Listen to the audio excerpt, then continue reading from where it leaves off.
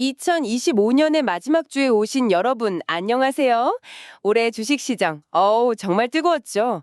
12월 중순 기준으로 보면 다우가 14%, S&P 500이 16%, 나스닥은 무려 20%나 올랐습니다.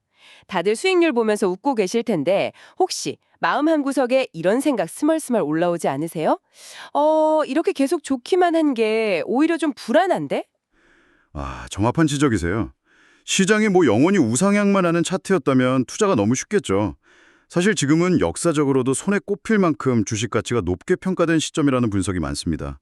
1871년 이후로 두 번째로 고평가된 시기다 이런 말까지 나올 정도니까요. 이런 분위기에서는 그냥 가자 외치면서 올라타기보다는 한 발짝 물러서서 내가 투자하는 이 기업의 가치가 과연 이 가격이 맞나 하고 냉정하게 따져볼 필요가 있는 거죠. 바로 그겁니다. 그래서 오늘 저희는 그 지점을 아주 깊게 한번 파고들어 보려고 합니다. 현재 월스트리트에서 가장 뜨거운 사랑을 받는 주식들이지만 2026년을 앞두고 그 높은 가치에 대해 아주 날카로운 의문을 제기하는 분석이 있더라고요. 오늘 이 5개 기업을 통해서 우리가 시장의 열광 속에서 놓치기 쉬운 5가지 함정에 대해 이야기 나눠보겠습니다. 자, 그럼 첫 번째 함정부터 한번 시작해 볼까요? 첫 번째 기업은 인공지능, AI의 거인 팔란티어입니다. 이 기업은 모르는 분이 거의 없겠죠.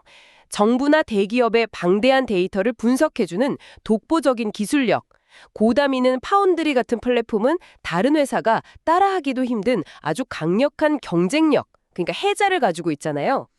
네, 그 점은 분석에서도 분명히 인정하고 있습니다. 강력한 기술적 해자 덕분에 두 자릿수 성장률이나 안정적인 현금 흐름은 거의 보장된 것처럼 보이죠. 투자자들은 바로 그 지속 가능한 경쟁 우위에 기꺼이 큰 돈을 지불하려는 거고요. 그렇죠. 하지만 문제는 그 큰 돈의 크기가 상식을 벗어났을 때 발생합니다. 이런 기술주를 평가할 때 흔히 쓰는 지표 중에 주가 매출 비율, PS 비율이라는 게 있습니다. 회사의 1년치 매출액 대비 시가총액이 몇 배인지를 보여주는 건데 일종의 인기 척도라고 볼 수 있죠. 보통 기술주들이 PS 비율이 좀 높게 나오긴 하잖아요. 그런데 팔란티어는 어느 정도였나요? 역사적으로 닷컴 버블 때조차도 PS 비율이 30배를 넘으면 이건 심각한 거품의 신호로 봤거든요. 그런데 12월 19일 기준으로 팔란티어의 PS 비율은 거의 127배에 달했습니다. 127배요? 잠깐만요. 네, 127배요. 그건 정말 상상하기 힘든 숫자네요. 그게 구체적으로 어떤 의미인가요? 이걸 아주 쉽게 비유를 해볼게요. 이 회사가 1년 내내 벌어들인 매출을 단 한 푼도 안 쓰고 127년 동안 꼬박 모아야 현재의 시가총액이 된다는 뜻입니다. 127년이요? 네.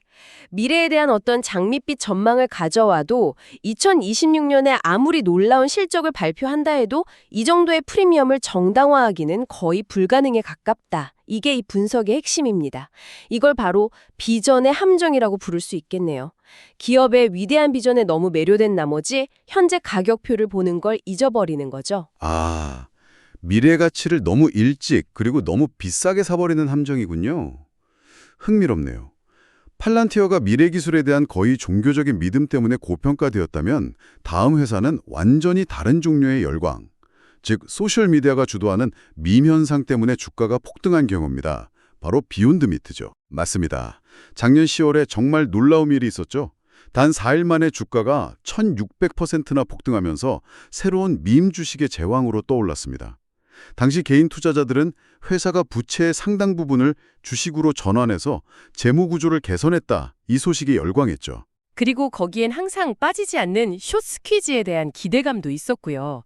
주가 하락에 베팅한 공매도 세력을 개인 투자자들이 힘으로 밀어붙여서 파산시킨다는 그 짜릿한 서사 말입니다. 바로 그 밈 주식의 함정이 거기에 있었습니다. 투자자들이 열광하는 동안 회사 뒤에서는 조용히 다른 일이 벌어지고 있었거든요. 부채를 주식으로 전환하고 추가로 유상증자까지 하면서 시장에 풀린 주식 수가 거의 6배나 급증했습니다. 잠깐만요. 유상증자로 자금을 확보해서 재무 구조가 탄탄해지면 장기적으로는 좋은 것 아닌가요? 단지 주식 수가 늘었다는 것만으로 문제라고 보긴 좀 어렵지 않을까요? 좋은 질문입니다. 하지만 그게 숏 스퀴즈라는 맥락에서는 이게 치명적인 약점이 됩니다. 상상해보세요. 물통에 물이 반쯤 차 있을 때 소금 한 숟가락을 넣으면 아주 짜겠죠. 이게 공매도 비율이 높은 상태입니다. 네, 그렇죠. 그런데 그 물통을 6배 큰 걸로 바꾸고 물을 가득 채운 뒤에 똑같이 소금 한 숟가락을 넣으면 어떨까요? 짠맛이 거의 안 느껴질 겁니다. 아, 주식수가 6배 늘어난 게 바로 그런 효과를 만든 거죠. 공매도 세력에게 압박을 줄 만큼 짠맛이 나지 않게 된 겁니다. 슈스퀴즈의 불씨 자체가 꺼져버린 셈이에요. 와, 정말 기가 막힌 비유네요. 투자자들은 공매도 세력과 싸운다고 생각했는데 정작 회사가 그 싸움의 판 자체를 바꿔버린 거군요. 자체가 무너지고 있었다는 겁니다. 3분기 미국 소매 채널 매출은 전년 대비 18%나 급감했고요. 회사는 재고를 처리하기 위해 계속 가격을 할인하고 프로모션을 해야 했습니다. 이건 기업이 가격 결정력을 완전히 잃었다는 최악의 신호거든요. 매출은 줄고 현금은 계속 타들어가는데 주가는 밈 현상 때문에 폭등한 거죠. 이야기와 현실의 완벽한 괴리입니다. 네, 비전의 함정, 밈 주식의 함정까지 살펴봤습니다. 다음은 아마 이 모든 함정 중에 가장 거대하고 가장 많은 사람들을 사로잡고 있는 함정일지도 모르겠습니다. 바로 카리스마 넘치는 리더가 제시하는 약속의 함정이죠. 물론 테슬라 이야기입니다. 테슬라만큼 논쟁적인 기업도 없죠. 2025년 매출이 3% 감소할 거라는 전망이 나오는데도 주가는 사상 최고치를 경신하는 그야말로 아이러니의 극치를 보여주는 회사입니다. 하지만 그럴만도 하다는 생각도 들어요. 테슬라는 그냥 자동차 회사가 아니잖아요. 전기차 시장의 압도적 선두주자, 완전 자율주행이 실현될 로보택시의 꿈, 그리고 이제는 옵티머스라는 휴머노이드 로봇까지. 이건 미래 그 자체에 투자하는 거다. 이런 스토리가 너무나 강력하죠. 바로 그 강력한 스토리가 약속의 함정의 핵심입니다. 투자자들을 열광시키는 그 약속들이 과연 현실과 얼마나 가까운지를 냉정하게 따져봐야 합니다. 예를 들어 완전 자율주행인 레벨 5 기술이 1년 안에 가능할 것이라는 일론 머스크의 주장은 지난 10년간 거의 매년 반복되어 왔습니다. 그렇죠. 거의 매년 들었던 것 같아요. 옵티머스 로봇이요. 아직은 계란 하나 짚는 것도 위태로워 보이는데 공장을 완전히 자동화하려면 얼마나 더 걸릴까요? 기술 발전은 빠르지만 투자자들이 기대하는 속도와는 분명 차이가 있습니다. 하지만 그 잠재력은 엄청나잖아요. 주식 투자는 원래 꿈을 먹고 잘하는 것 아닙니까? 물론입니다. 하지만 그 꿈에 대한 가격표가 합리적인지는 따져봐야죠. 이 분석에서 정말 날카롭게 지적하는 부분이 있습니다. 만약 이 모든 미래의 약속들을 잠시 걷어내고 지금 테슬라가 무엇으로 돈을 버는가 이걸 들여다보면 아주 흥미로운 사실이 드러납니다. 네, 어떤 거죠? 세전 이익의 40%에서 많게는 50% 이상이 지속 불가능한 두 가지 수입원에서 나온다는 겁니다. 하나는 다른 자동차 회사의 탄소 배출권을 파는 것이고 다른 하나는 회사가 보유한 막대한 현금에서 나오는 이자 수입입니다. 그게 그렇게 큰 문제인가요? 어쨌든 돈을 버는 건 사실이잖아요. 비유하자면요. 세계 최고의 운동선수가 있는데 수입의 절반이 경기 상금이 아니라 팬들에게 사인을 팔아서 번 돈이라고 생각해보세요. 아, 그 선수의 기량이 정말 전성기인지 의심하게 되지 않을까요? 미래 주가 수익 비율이 215배에 달하는 성장 기업의 이익 구조가 이렇게 불안정하다는 건 심각하게 생각해 볼 문제입니다. 현재의 실적보다는 미래의 약속에 훨씬 더 큰 가격이 매겨져 있다는 명백한 증거니까요. 지금까지는 기술적 스토리나 밈 현상, 리더의 약속 같은 어떻게 보면 좀 투기적인 성격이 강한 기업들을 살펴봤는데요.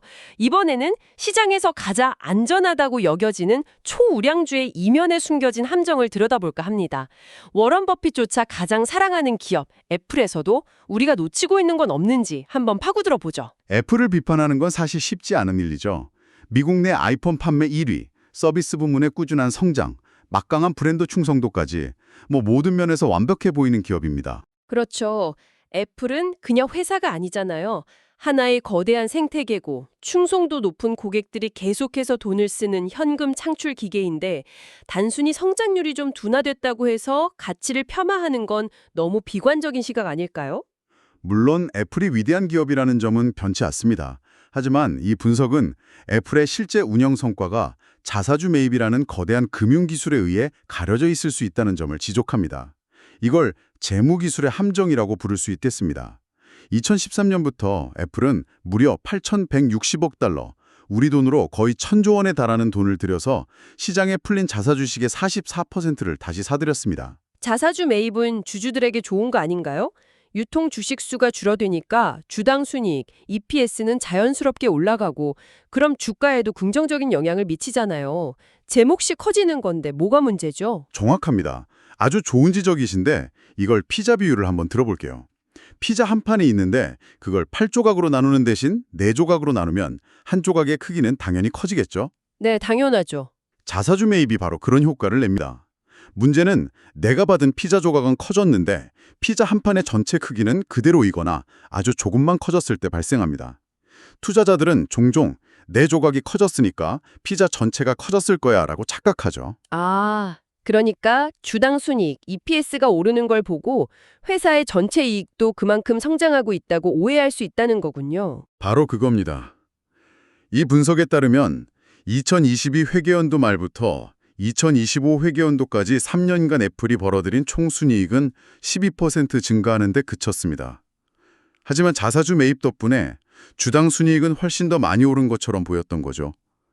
한때 세상을 바꾸던 막강한 성장 엔진이 서비스 부문을 제외하고는 다소 정체되었다는 신호일 수 있다. 이런 성장률을 가진 회사에 2020년 예상 주가 수익 비율 33배를 적용하는 게 과연 매력적인가에 대한 질문을 던지는 겁니다. 정말 흥미로운 관점이네요.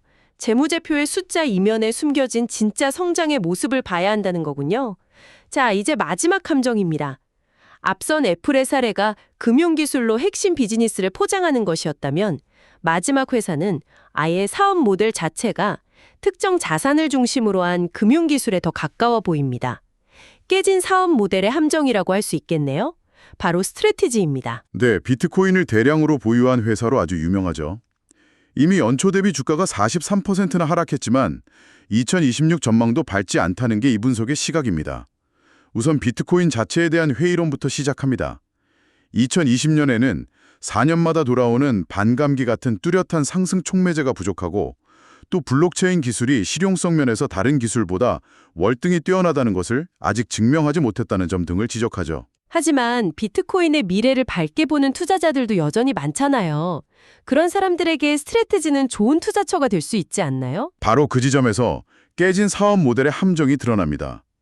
스트래티지는 12월 15일 기준으로 67만 개가 넘는 어마어마한 양의 비트코인을 보유하고 있습니다. 그런데 이 비트코인을 사기 위한 자금을 대부분 여러 종류의 우선주를 발행해서 조달했어요.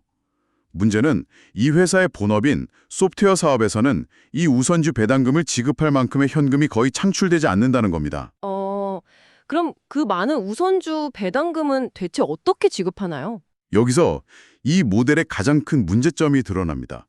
바로 보통주를 추가로 발행해서, 즉 주식을 더 찍어내서 그 돈으로 우선주 배당금을 지급합니다. 잠깐만요. 그건 기존 주주들의 주머니에서 돈을 빼서 다른 투자자들에게 주는 거랑 마찬가지 아닌가요? 제 지분 가치가 계속 희석되는 거잖아요. 정확합니다. 비유하자면 비자카드 빚을 갚으려고 마스터카드를 새로 발급받는 것과 비슷합니다. 돌려막기죠. 실제로 지난 3년간 스트래티지의 발행 주식수는 149%나 급증했습니다. 비트코인에 투자하고 싶다면 그냥 ETF나 거래소를 통해 직접 사는 게 훨씬 낫지. 왜 이런 구조적인 문제를 가진 회사를 통해 간접 투자해야 하냐는 겁니다. 이것이 바로 이 분석의 결론입니다. 자, 이렇게 5개 기업을 통해 시장에 숨어있는 5가지 함정을 살펴봤습니다. 팔란티와의 비전의 함정, 비욘드 미트의 밈 주식 함정, 테슬라의 약속의 함정, 애플의 재무 기술 함정, 그리고 스트래티지의 깨진 사업 모델 함정까지 이 모든 것을 종합해 보면 우리가 어떤 결론을 내릴 수 있을까요? 오늘 살펴본 내용이 특정 기업의 주가가 폭락할 거라고 예언하는 건 절대 아닙니다. 다만 시장 전체가 뜨거운 낙관론에 취해 있을 때일수록 우리가 열광하는 그 스토리의 화려한 겉모습 너머에 있는 진짜 사업의 본질과 재무 상태를 냉철하게 들여다봐야 한다는 점을 강조하고 싶습니다. 내가 지불하는 가격이 그 기업의 진짜 가치를 제대로 반영하고 있는지 아니면 멋진 이야기에 대한 값비싼 입장료인지 끊임없이 질문하는 것. 그것이 이런 시장에서 가장 중요한 자세가 아닐까 합니다. 네, 오늘 이 깊이 있는 분석이 여러분의 투자 여정에도 중요한 질문을 던졌기를 바랍니다. 마지막으로 여러분이 한번 곱씹어 볼 만한 질문 하나를 남기면서 마무리하겠습니다. 거의 모든 사람이 한 주식의 위대함에 동의하는 바로 그 순간이 우리에게 최대의 기회일까요? 아니면 사실은 최대의 위험 신호일까요?